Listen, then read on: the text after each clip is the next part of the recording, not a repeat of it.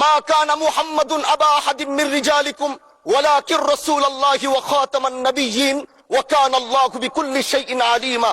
আপনি জানেন নবীর পরে আল্লাহ নবী হচ্ছে আমার ইমানের অংশ, আমার ইমানের পার্ট। তিনাকে ভালোবাসা, তিনার উপর ইমান, এটা আমার ইমানের অংশ। তিনি আমার শেষ নবী, যেটা কোরআন ঘোষণা দিয়েছে।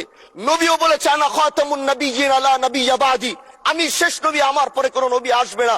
কিন্তু মাননীয় স্পিকার, দুঃখের সাথে বলতে হয়, বাংলাদেশে এরকম একটি পার্ট রয়েছে, যেই পার্টের এক অংশ মানুষ তারা নবীকে অস্বীকার করে, তারা মুসলমান দাবি করে। এবং এই বিষয়ে অনেকের ধারণা আছে, তারা জানে এই আন্দোলন করতে গিয়ে অনেক মুসলমানকে রাস্তায় শহীদ হতে হয়েছে, আন্দোলন করতে হয়েছে।